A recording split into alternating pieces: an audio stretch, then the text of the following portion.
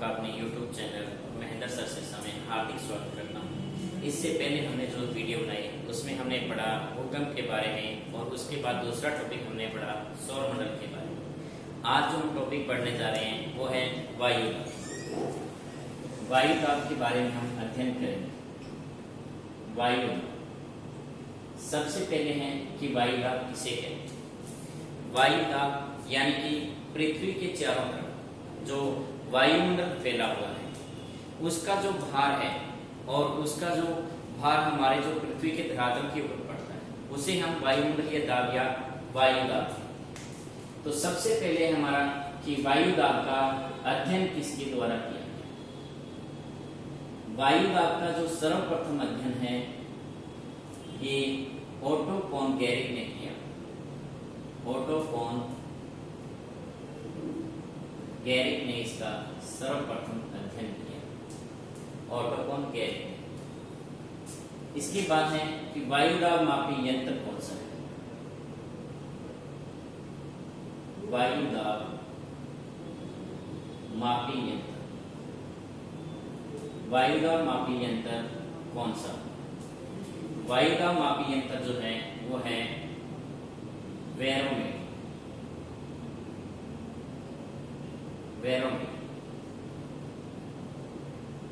Barometer के द्वारा जो है वो वायुदाब मापा सकते हैं। तो वायुदाब मापी यंत्र जो है वो है बैरोमीटर। वायुदाब मापने की इकाई क्या है। वायुदाब मापने की इकाई, वायुदाब मापने की इकाई कौन सी होती है। तो इसकी जो इकाई है वो एमबी, एमबी में मापते हैं इसे, या इसकी जो विस्तृत इकाई है वो है केपीए यानी कि किलो पास्कल। किलो पास्कल में भी इसे मापा सकता है।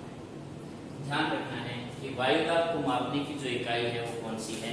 तो वायुदाब को मापने की इकाई एमबी भी होती है, मिलीबार में मापते हैं, या केपीए किलो पास्कल में से मापा सकते हैं। अब बात करें हम कि सागर तल पर, सागर तल पर वायुदाब, सागर तल पर वायुदाब का औसत कितना रहता है। सागर तल पर जो वायुदाब का औसत है वो 1013.25 एमडी रहता है। ध्यान रखना, सागर तल पर वायुदाब का जो औसत है कितना पाया जाता है, तो 1013.25 एमडी पाया जाता है। इसके बाद हम बात करें कि समदाब रेखा क्या है। समदाब रेखा, समदाब रेखा किसे कहते हैं। तो यह एक काल्पनिक रेखा होती है, यानी कि पृथ्वी के ऊपर, पृथ्वी पर दो ऐसे स्थान जहां वायुदाब समान होता है, जहां वायुदाब समान पाया जाता है।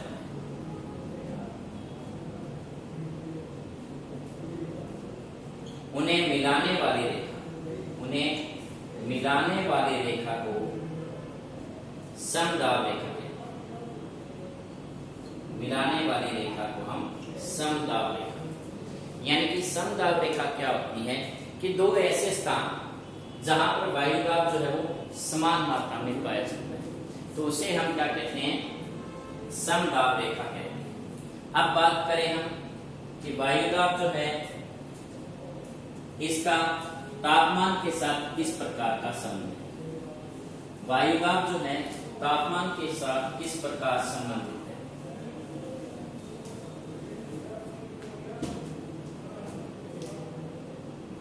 तापमान और वायुदाब, इन दोनों में हमेशा ही विपरीत संबंध पाया जाता है। तापमान और वायुदाब में हमेशा ही विपरीत संबंध पाया जाता है। यदि तापमान अधिक होगा, यदि तापमान अधिक होगा तो वायुदाब कम होगा, यानी कि जिस स्थान पर तापमान अधिक होगा वहां वायुदाब कम पाया जाएगा। जिस स्थान पर तापमान कम होगा उस स्थान पर वायुदाब अधिक पाया जाएगा। जैसे कि पृथ्वी के ऊपर भूमध्य रेखा के ऊपर तापमान अधिक पाया जाता है। भूमध्य रेखा पर तापमान अधिक पाया जाता है, इसलिए भूमध्य रेखा के ऊपर क्या है, वायुदाब कम पाया जाता है। भूमध्य रेखा पर वायुदाब कम है क्योंकि यहाँ पर तापमान अधिक पाया जाता है। बात करें ध्रुवों पर तापमान कम पाया जाता है। ध्रुवों पर तापमान क्या होता है, कम होता है, इसलिए वायुदाब जो है वो अधिक होगा। तो ये हमें ध्यान रखना कि तापमान और वायुदाब में विपरीत संबंध होता है। यदि तापमान अधिक होगा तो वायुदाब कम होगा, यदि तापमान कम होगा तो वायुदाब अधिक होगा। बात करें हम कि पृथ्वी पर सबसे कम वायुदाब किस क्षेत्र में है, तो भूमध्य रेखा पर सबसे कम वायुदाब पाया जाता है।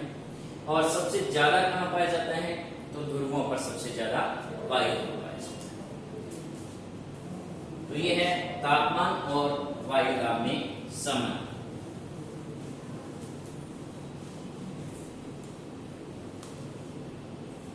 अब देखिए इसके बाद पास्कल जो वैज्ञानिक हुए हैं, पास्कल, उन्होंने 1643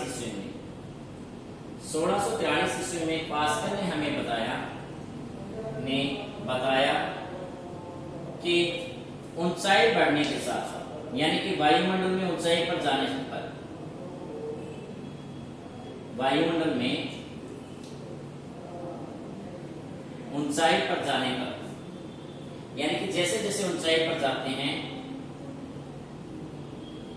वैसे वैसे वायुदाब में कमी आती, यानी कि वायुदाब जो है, अगर हम ऊंचाई पर जाएंगे तो वायुदाब में क्या आएगी, कमी आएगी। तो ये हमारा ध्यान रखना है। अभी थोड़ी देर हमने पढ़ा था कि तापमान और वायुदाब में विपरीत संबंध होता है, लेकिन ऊंचाई बढ़ने पर तापमान में भी कमी आती है, तापमान में कमी होने के बावजूद भी वायुदाब में क्या हो रही है, कमी हो रही है। क्यों? क्योंकि ऊंचाई पर वायु क्या हो जाती है, विरल हो जाती है, वायु विरल होती है। और इसके साथ साथ वायु में ऑक्सीजन की जो मात्रा है, ऑक्सीजन की मात्रा में कमी आती है। इस कारण ही क्या है, यदि ऊंचाई पर जाएंगे तो तापमान कम होने के साथ साथ भी वायुदाब में भी क्या आएगी, कमी आएगी। हमें ध्यान रखना है, ऊंचाई बढ़ने के साथ साथ वायुदाब में भी क्या आती है, कमी आती है। अब बात करें हम कि जो वायुदाब घटने की जो दर है वो क्या है, तो 10 मीटर की ऊंचाई पर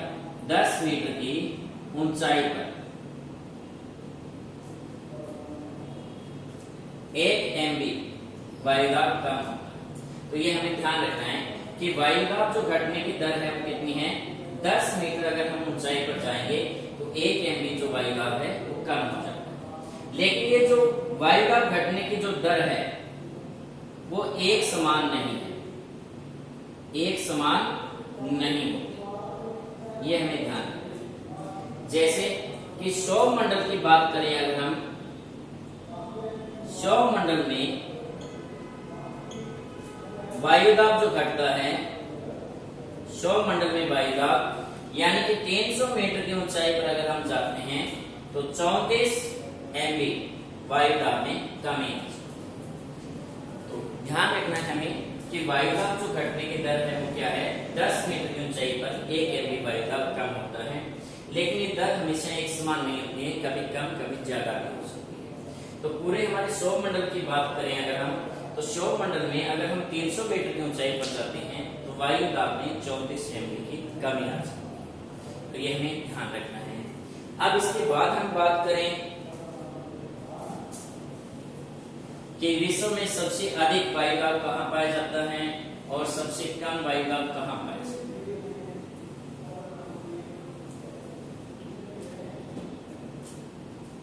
विश्व में सबसे अधिक वायुदाब, विश्व में सबसे अधिक वायुदाब जो है वो साइबेरिया के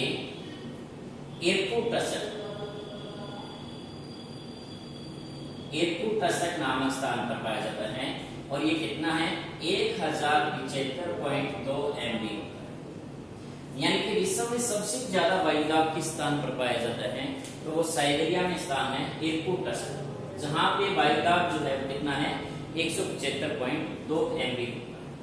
अब बात करें कि विश्व में सबसे कम वायुदाब कहां पाया जाता है, तो कम जो वायुदाब है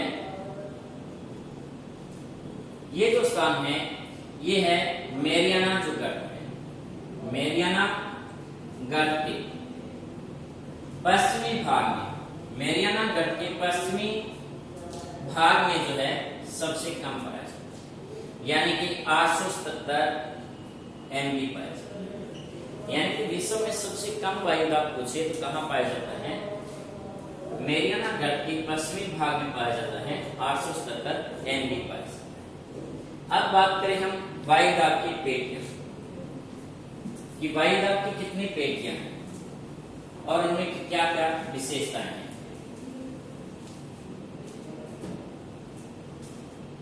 तो पेटियां, वायुदाब की कुल जो पेटियां हैं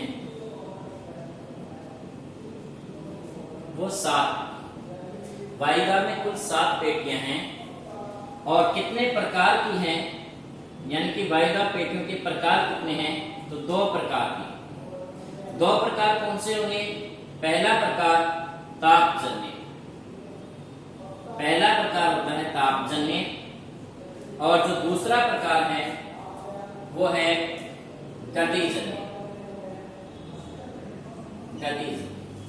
यानी कि तापजन्य और गतिजन्य में क्या मतलब हुआ, देखिए तापजन्य यानी कि जिन पेटियों के ऊपर तापमान के कारण वायुदाब अधिक या कम पाया जाता है तो वो होता है तापजन्य। जहां वायुदाब के ऊपर पृथ्वी की गति का प्रभाव पड़ता है उन्हें हम गतिजन्य वायुदाब पेटी, जैसे देखिए कि तापजन्य पेटी कौन सी है, पहली तापजन्य जो पेटी है वो है विषुवतीय निम्न वायुदाब पेटी,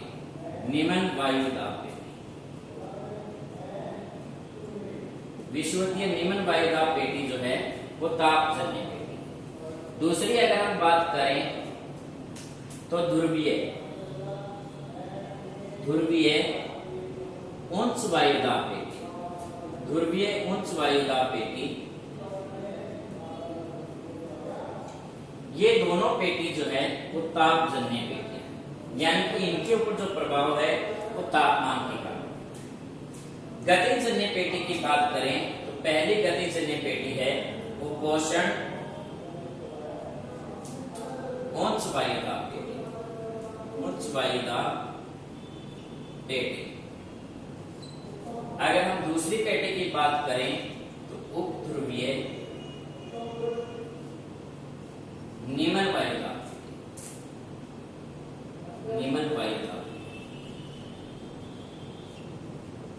ये 2 पेटी, उपोषण उच्च वायुदाब पेटी और उपध्रुवीय निम्न वायुदाब। इनके ऊपर पृथ्वी की गति का प्रभाव पड़ता है और इनके ऊपर तापमान का प्रभाव। तो ध्यान रखना है तापजन्य पेटी कौन सी होती है, तो विषुवतीय निम्न वायुदाब पेटी और ध्रुवीय उच्च वायुदाब पेटी। गतिजन्य पेटी कौन सी है, तो उपोषण उच्च वायुदाब पेटी, उपध्रुवीय निम्न वायुदाब पेटी। अब इन पेटियों के बारे में विस्तार से पढ़ते हैं।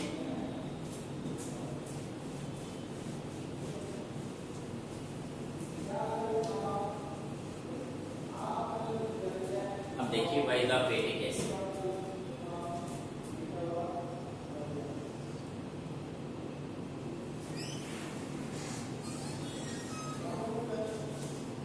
ये है हमारा भूमध्य रेखा। भूमध्य रेखा है 0 डिग्री, इसे हम भूमध्य रेखा या विषुवत रेखा बोलते हैं। इससे 5 डिग्री उत्तर में और 5 डिग्री दक्षिण में, 5 डिग्री उत्तर में और 5 डिग्री दक्षिण में। ये जो वायुदाब पेटी है, इस वायुदाब पेटी को कहा जाता है विषुवतीय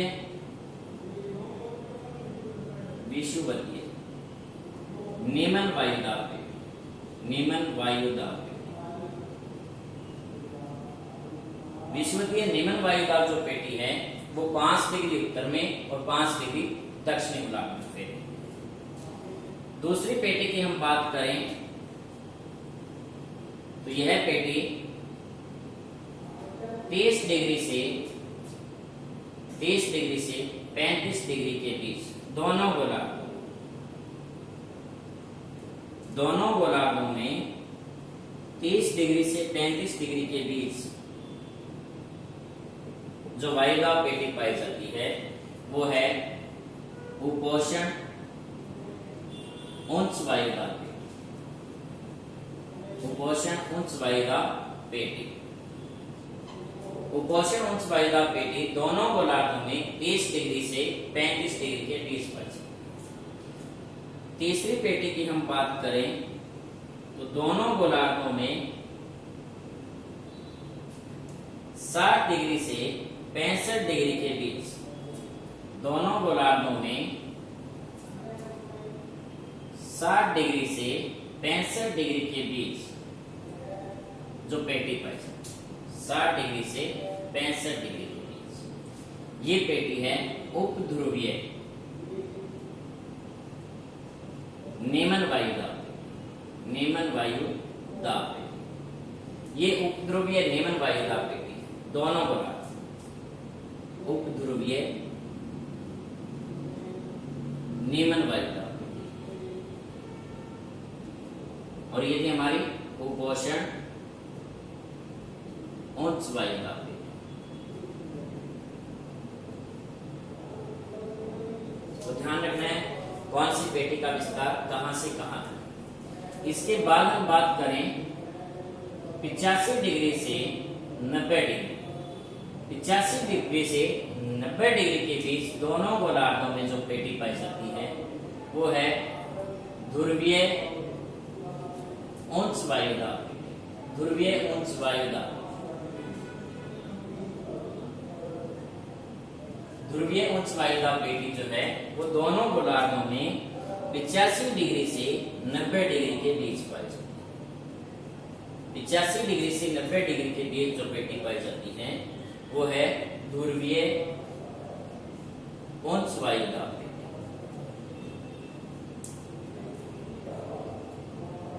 तो ये कुल 7 पेटियां हैं।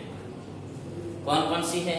तो सबसे पहले हमारी विषुवतीय नेमन वायुदाब पेटी। विषुवतीय नेमन जो वायुदाब पेटी है ये दोनों गोलार्धों में 5-5 डिग्री फैली है, 5 डिग्री उत्तरी गोलार्ध में और 5 डिग्री दक्षिणी गोलार्ध में। दूसरी जो वायुदाब पेटी है वो 30 डिग्री से 35 डिग्री के बीच दोनों गोलार्धों में फैली हुई है, उपोष्ण उच्च वायुदाब पेटी।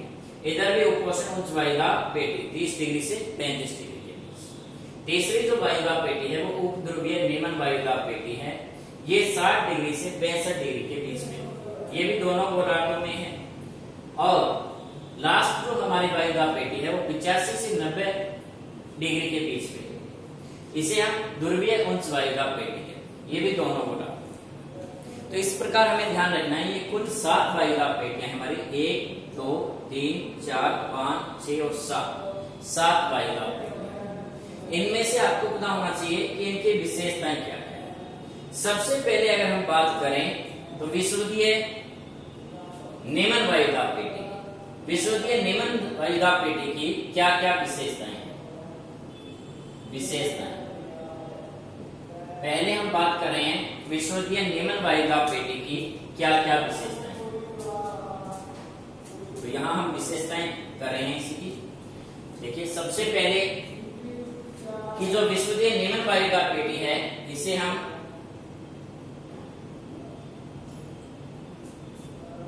डॉल ड्रम पेटी भी कहते हैं, डॉल ड्रम पेटी भी इसे कहा जाता है, डॉल ड्रम पेटी भी इसे कहा जाता है। दूसरी विशेषता यह दोनों गोलार्धों में 5 डिग्री उत्तर से 5 डिग्री दक्षिण तक फैली हुई। इसके बाद हम बात करें तो ये जो पेटी है, इस पेटी में नेमन वायुदाब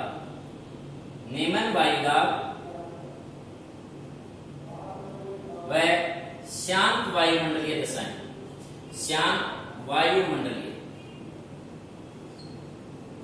दशाएं पाई जाती, यानी कि वायुदाब निम्न है और वायुमंडलीय जो है वो भी शांत होता है, यानी कि किसी प्रकार का कोई भी वायुमंडलीय घटनाएं नहीं घटती। इसके बाद हम बात करें तीसरी विशेषता, तो इसमें उत्तर पूर्व तथा दक्षिण पूर्व से आने वाली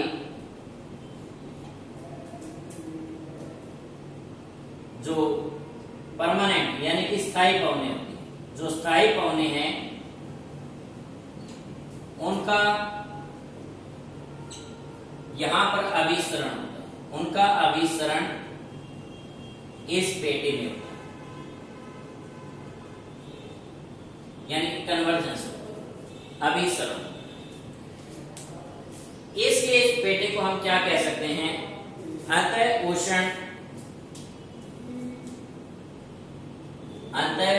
उष्ण कटिबंधीय अभिसरण बी से कहा जाता है। ये ध्यान रखना है हमें, अंतः उष्ण कटिबंधीय अभिसरण भी इस पेटी को कहा जाता है। तो ये सारी विशेषताएं हैं विषुवतीय नेमन वायुदाब पेटी। कौन सी? सबसे पहले तो ये कि इसे हम डॉल ड्रम पेटी भी कहते हैं। दूसरा, दोनों गोलार्धों में 5 डिग्री उत्तर से 5 डिग्री दक्षिण तक फैली हुई। लेकिन कई बार क्या होता है, इस पेटी का जो विस्तार है वो दोनों गोलार्धों में 10-10 डिग्री तक भी हो जाता है, यानी कि 10-10 डिग्री तक भी ये फैल सकती है। इसके बाद निम्न वायुदाब और शांत वायुमंडलीय दशाएं इस पेटी में पाई जाती हैं, और उत्तर पूर्व और दक्षिण पूर्व से आने वाली जो स्थायी पवनें होती हैं उनका यहाँ पर अभिसरण होता है। इससे इस पेटी को हम अंतः उष्ण कटिबंधीय अभिसरण पेटी भी कह सकते हैं। अब बात करें दूसरी पेटी की। दूसरी जो पेटी है हमारी, उसकी क्या क्या विशेषताएं हैं?